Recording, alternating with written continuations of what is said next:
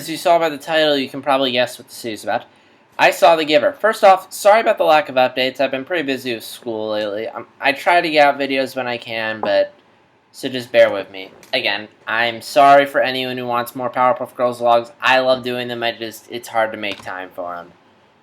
And, oh yeah, and also, as you can see, I got a Walking Dead poster. But anyway, so we're going to talk about The Giver. I saw this movie a while back, and just now I'm getting to talking about it because, yeah, I've been busy. So, Giver. So first off, I've read the book, so I just want to get that out of there because, oftentimes when you do a film, because The Giver is a film adaptation of the book The Giver by Lois Lowry.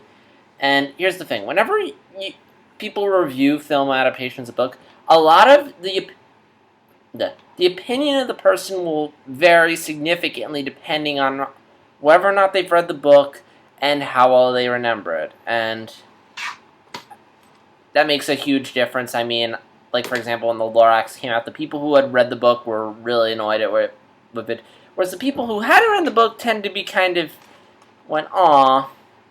Yeah, I hated the Lorax, but I digress. So, again, quick summary of The Giver, in case you don't know what it is.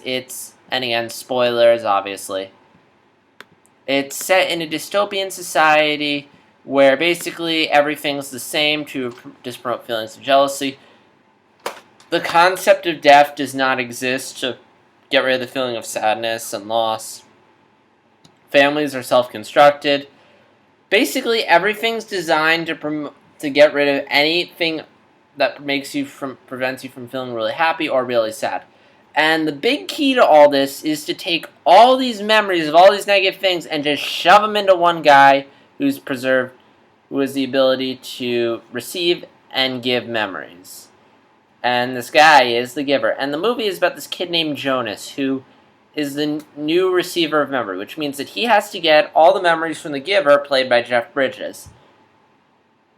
And, basically the Giver passes on all his memories to the receiver, so that way when the Giver dies, all his memories don't go flooding out into the world. And this is a movie, going into it, I really wasn't expecting much of it. I mean, to me, it just seemed like, enough we're doing a dystopian novel because it worked for Hunger Games, so let's just try and milk that. So I was a little worried, and I was a little worried they were going to Hollywoodize it. And to some extent they did, but to another extent, they didn't do it as much as I thought they would. So what do I mean by that? Well, first off, before I get into the stuff I didn't like about the film, and at the end of the day, if you just want my final verdict, But here's one thing I thought the movie really shined, was in the presentation. This movie looked great. There was some really good direction in this movie. I thought the cinematography was done really well. There were a lot of really great shots. The look of the world they pretty much nailed the look of the film. Everything looks pretty much how I thought it would in the book. The sets look really nice. The costumes look really nice. Buildings, everything looks great. And to add to that, one of the things in the film is that color doesn't exist in the world of the Giver. Because color can also promote feelings of jealousy and resentment. So color does not exist in the world of the Giver. So everything in the Giver, everyone sees things in black and white. So what the film does that's smart is that everything in the film at the start is in black and white. And as Jonas receives more memories, the world gradually starts to get more colorful. Maybe one thing will be a different color, or it'll be slightly different. It's not like Jonas gets a memory and boom, he suddenly sees color everywhere. It's very gradual, which is kind of symbolic, showing how Jonas is gradually becoming enlightened and seeing the world differently. And I thought that was really cool. And it got most of the plot right. It didn't change stuff as drastically as I thought it would. The acting was all good. Jeff Bridges, I thought he did a really nice job as the Giver. Meryl Streep did a really nice job as the leader of the society, although it's Meryl Streep, and she is really amazing. I saw her in August, Osage County, and I didn't really care for the film much, but Meryl Streep was amazing in it.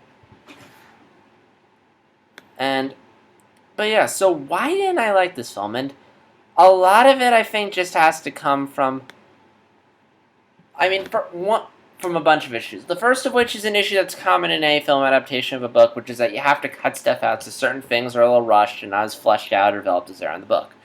But I think what also bothers me is the last third. It's the last third of this film. This is an issue that's a little consistent throughout the film, but especially the last third. The film feels really generic. Like, we have clear good versus evil. It's a sense of urgency. It's a chase scene. It's like, if you've seen the Lorax, you know how that really generic climax they threw in the Lorax? Yeah, that's kind of what they do here, and it kind of bums me because, and that moment it became so. It was a problem throughout the film, but the film was just more about the characters than the society, and there's a difference. In the book, yes, it's about Jonas, but I feel like in the book, what was smart is it was more about the society. We're using Jonas to explore the world. And Jonas's actions and his war against the society aren't as important as establishing the society itself. Same thing with 1984. The protagonist's war and acts of rebellion aren't important. It's more just a way of just showing us the various aspects of society. It doesn't matter that in 1984 the guy loses. The point of the book is to say this could happen someday. We could be careful. And The Giver, it's not so much important about this. The Giver, it's like, what if we had this society where we just abolished emotions? I mean, on one end, there is the upside to that, but on the other end, it's like, there's this really good bad downside. And it kind of explores that, but it doesn't flesh it out. It more, especially in that last third, it just felt to me like it was playing a little too much to the Hunger Games audience. Like, we have this dystopian society, and we have this one person who stands up to it. Like, they were trying to make Jonas almost like the Katniss of the society, and I don't know, it just didn't work. And then they also threw in a love story. It wasn't as bad as I thought it was going to be, but it's still like you're still shoehorning in a love story. Like, because in the book, Jonas is like 12, and in the movie, he's like in his late teens, early 20s. And I think a lot of that just had to do with the fact so they could have a romance, as opposed to the book where it's just a simple little crush. And there were certain characters that were clearly there just to be they just don't make it as black and white. Like, they make one character so Jeff Bridges, they make him so likable, and Meryl Streep so dislikable, and they don't, especially Meryl Streep's character. I feel like they shouldn't have made her so unlikable. She should have been unlikable but sympathetic. Like, you understand where she's coming from, even though you don't agree with her. But no, they just kind of make her the bad guy, and it just bothers me. And again, also what bothers me is, again, the rebellion. Like, they make the girl and the giver so important. Like, they're sort of making him like, the love in, like in Hunger Games, how Katniss had her love interest that helped her fight the rebellion, and she had her wise old mentor character, Haymitch. The Giver and Jonas's girlfriend essentially become that, and it just deviated a little too much from the book for me. And also, it made the ending a bit more ambiguous, clear. Like, we see like everyone.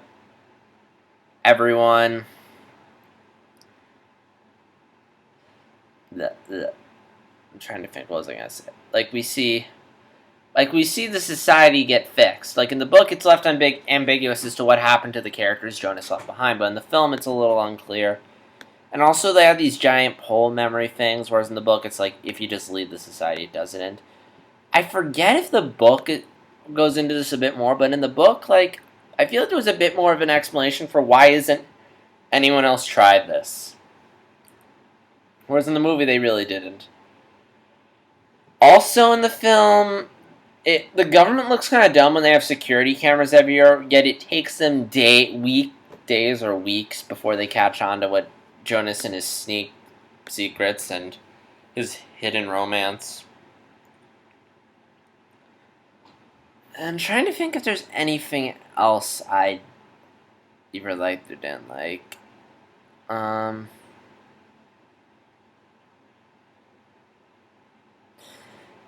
I felt there was a bit too much monologuing of Jonas. So, I'm trying to think. Sorry if this is a little informal. So, yeah, I mean, so for my final verdict, and I'm going to have my written review in the bottom, as always, so if you want a more in-depth description and one more fresh, when the film was more fresh in my mind, you can look at there, but essentially, yeah, I don't hate the film. It's not the worst, most insulting, most offensive adaptation. Again, there's some really good stuff in here. This is what problem there's some really good stuff in here. Unfortunately, it deviates a little too much from the source material. There's certain elements that aren't as fleshed out as they are in the original source material, and at times I feel like it's trying to cater a little too much to the Hunger Games audience.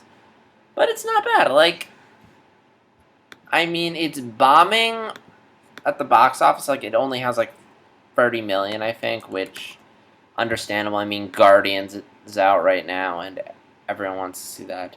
Okay, it made like 20 million, but again, it's not bad. And oh shit, Terminator sequels set for 17 and 18 based off of the Terminator reboot. Fuck, I digress. Sorry, I just saw this just now and I was looking up The Giver.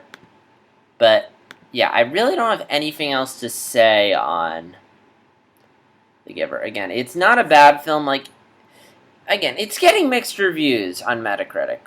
So, if you're a fan of the book and you're curious, go see it. It's not terrible. I mean, just go in with an open mind. Don't expect a fateful adaptation or you're going to be disappointed. If you haven't read the book, you'll probably enjoy it. I mean, again, it's one of those, if you don't know what the original source material is, you aren't going to be as pissed off about it. I mean, you might still hate it a bit, but again, I often find you're more upset about it if you know what the original source material is. Like, this show right here, I feel like if I had read the graphic novel based on it, I probably would hate it a lot more. But, again, that's a discussion. By the way, I am watching Season 4 of Walking Dead, and love-hate relationship right now. But, yeah. So, again, I like the Giver, some really good stuff. There's both some really good stuff and some not-so-good stuff. So, check it out if you want. But, and if you're not interested, you don't have to go see. Let me put it this way: if you haven't seen Guardians of the Galaxy yet, go see that. Giver, check it out if you want, but if not, just wait for the DVD. And yeah, that's pretty much all I have to say. Sorry if this video has been a little rambly, but again, I've been a little out of it for a while. And again, that's what my random review is for. It's more focused. But yeah, so that's pretty much all I have to say. So, The Giver, are you looking forward to it? Are you not looking forward to it? Please comment below and let me know. Not like, you know what I mean. Do you have your thoughts for The Giver? And I'm just going to sign out right now because I'm blanking out. So yeah. So again, read my written review. It is probably way more focused than what I just said. So until then, JStars360, signing out.